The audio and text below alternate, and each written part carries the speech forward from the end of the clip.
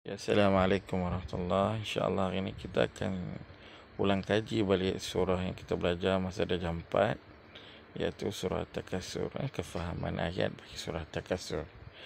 Tafsir surah At-Takasur. Maksud surah At-Takasur ni, maksud dia adalah bermegah-megah. Bermegah-megah. Surah ini diturunkan di Mekah. Surah antara surah Makkiyah. Surah Makkiyah ni maksud dia surah yang diturunkan sebelum saja peristiwa hijrah berlaku, hijrah Nabi SAW. Sebelum hijrah disebut sebagai surah Makkiyah, iaitu fasa-fasa Nabi menerima tentangan ataupun kecaman daripada masyarakat Quraisy di Mekah sebelum Nabi berhijrah. 8 ayat. Dia 8 ayat. Dia turunkan sesudah surah Al-Kawthar. Inna a'tainaka Al-Kawthar. Okey. Bismillahirrahmanirrahim. Tengok satu-satu maksud ayat. Dengan nama Allah, Maha Pemurah lagi Maha Penyayang. Tengok. Alhaakumut takasur. Bermegah-megah telah melalaikan kalian. Hatta zutumul maqabir, sampailah kamu masuk ke dalam kubur. Kalla sawfa ta'lamun, janganlah begitu, kelak kalian akan mengetahui akibat perbuatan kalian itu. Summa kalla sawfa ta'lamun, dan janganlah begitu, kelak kalian akan mengetahui. Kalla law ta'lamun ilmal yaqin. Janganlah begitu jika kalian mengetahui dengan penuh yakin, nescaya kalian benar-benar akan melihat neraka jahim. Summa latarahunnal jahim, nescaya mereka akan melihat neraka jahim. Summa latarawunnaha ainal yakin, dan mereka akan melihat neraka jahim dengan penuh yakin, dengan ainul yakin. Summa la tus'alunna yawma idzin 'anil na'im. Kemudian pasti kalian akan ditanyai pada hari itu tentang kenikmatan yang kalian bermegah-megah di dunia itu. Jadi apabila kita dapat nikmat, bukanlah kita boleh sewenang-wenang bermegah-megah. Kelak kita akan ditanya di akhirat nanti. Kita tengok satu persatu tafsiran dia. Allah SWT berfirman bahawasanya kita ni disibukkan dengan kecintaan kepada dunia, kesenangan, perhiasan, sehingga ada di kalangan kita ni melupakan untuk mencari pahala akhirat. Kita tak bersegera dalam melakukan kebaikan. Kita tak memburu setiap kebaikan-kebaikan untuk kita lakukan supaya dapat pahala, supaya dapat kasih sayang Allah. Allah memandang dengan rahmat terhadap kebaikan yang kita buat yang penuh ikhlas, dengan mengikut tuntunan apa yang diajarkan oleh Nabi SAW sebagai setiap kebaikan. Makanya mengikut agama itu sendiri. Buat kebaikan pun jangan buat kebaikan tanpa ilmu, kan. Mesti disandarkan dengan Al-Quran dan Hadis, dengan akwal para ulama.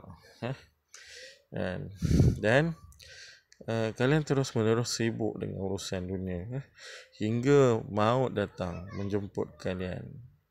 Kita ni duduk sibuk belajar, sibuk bekerja, sampai kita tak sedar tiba-tiba maut datang, mati dalam keadaan mengejut, dan kalian dimasukkan dalam kubur dengan menjadi penghunu.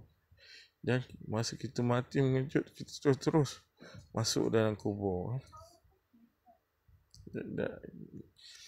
dalam keadaan kita lalai. Kita tak pernah nak ingat Allah sepanjang masa. Qala Ibnu Abi Hatim hadatsana Zakaria bin Yahya wa Qara Misri hadatsana Khalid Abdul Daim عن ابن زيد بن الأسلم عن أبيه قال رسول الله صلى الله عليه وسلم ألهاكم التكاثر عن الطاعة حتى زرتم المقابر حتى يأتيكم الموت. Kata Ibnu Abi Hatim mengatakan, telah menceritakan kepada kami ayahku, telah menceritakan kepada kami Zakaria Ibnu Yahya Al-Waqqad Al-Masri, telah menceritakan kepadaku Khalid Ibnu Abdul Daim dari Ibnu Zaid Ibnu Aslam dari ayahnya yang mengatakan bahawa Rasulullah pernah bersabda, bermegah-megah telah melalaikan kalian dari ketaatan. Bila kita bermegah-megah, kita ada kelebihan dunia, kita megah-megah sampai kita berpaling daripada ketaatan, berpaling daripada ketaatan, berpaling daripada sedekah, berpaling daripada membuat kebaikan, sampai kalian ni masuk dalam kubur, sampai maut jemput kalian. Ini yang kita takutkan. Hari ni kalau kita ada apa-apa harta kelebihan, kita ingatlah itu semua datang dari Allah. Dan kelebihan-kelebihan tu kita kena kembalikan kepada Allah.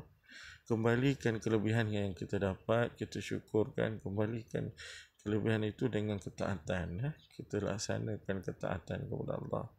Setiap perintah Allah itu kita perlu lakukan dengan penuh rasa keseronokan, sehingga hilang setiap kebaikan, kenikmatan itu yang kita gunakan untuk kemaksiatan dan kelalaian. Al-Hasan Al-Basri mengatakan, sehubungan dengan makna firman Allah, bermegah-megah telah melalaikan kalian, yakni dengan harta dan anak. Hasan Al-Basri kata, bermegah-megah ini merujuk kepada harta dengan anak-anak. Kita bermegah ada anak yang comel, yang banyak, yang pandai, kita bermegah. Ini buat kita lalai dengan harta yang kita ada. Tiba mana apabila kita bermegah dengan harta dan anak-anak, kemudian Allah timpakan kita bencana ataupun bala, kematian anak, kehilangan harta macam banjir sebelum ni. Yang dulu-dulunya kita tunjuk-tunjuk kemegahan kita pada orang lain. Kita kata inilah hasil usaha kita. Sedangkan dengan kemegahan yang kita tunjukkan tu membuat kebencian Allah, sehingga Allah menimpakan ujian dan bala buat kita. Ujian dan bala buat kita yang Allah timpakan itu tidaklah dikatakan bala, melainkan apabila kita menerimanya dengan reda. Kalau kita tidak menerimanya dengan reda, itulah dikatakan dengan bala. Ujian yang datang boleh jadi ia adalah satu cubitan Allah kepada kita, cubitan kepada kita, supaya kita masa tu yang lalai, kita terbangun daripada kelalaian. Itu tak apa lagi bila harta kita ditarik nikmat harta kita oleh Allah Ta'ala. Tetapi kalau kita risaukan ketika kita bermegah-megah, ketika saat itu Allah cabut nyawa kita, itu yang paling kita risaukan. Di dalam kitab Sahih Bukhari, bab rakaat telah disebutkan hal yang sama oleh Hasan Al-Basri, dan disebutkan bahawa telah menceritakan kepada kami Abu Walid, telah menceritakan kami Hamad Ibn Salamah, Ubay bin Ka'ab mengatakan bahawa kami menganggap hal berikut termasuk dari Al-Quran sebelum diturunkan kepadanya. Bermegah-megah telah melalaikan kalian, yang dimaksudkan adalah sabda Nabi yang menyebut seandainya anak Adam mempunyai lembah emas dan seterusnya hingga akhir hadis. Hadis ini diriwayatkan oleh Imam Ahmad, telah menceritakan kepada kami. Saya baca terus daripada hadis. Sedang membaca firman Allah, bermegah-megah telah melalaikan kalian.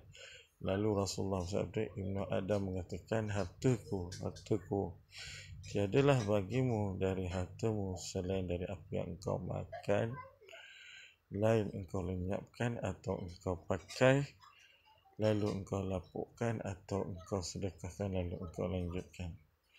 harta kita ni melainkan apa yang kita dah makan, apa yang kita dah pakai, dan juga harta yang berterusan.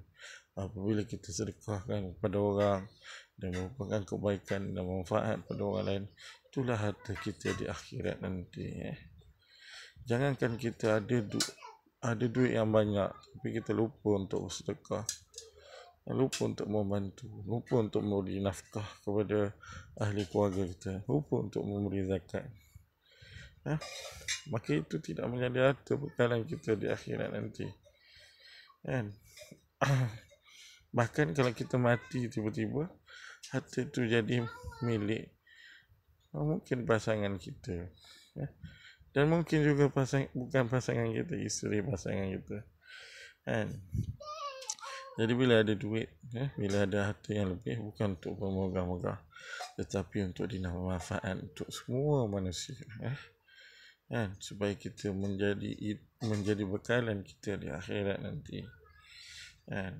Jangan sampai kita dah masuk dalam kubur baru kita menyesal. Okey, cukup sekadar tu hari ini, nanti kita sambung. Assalamualaikum warahmatullahi wabarakatuh.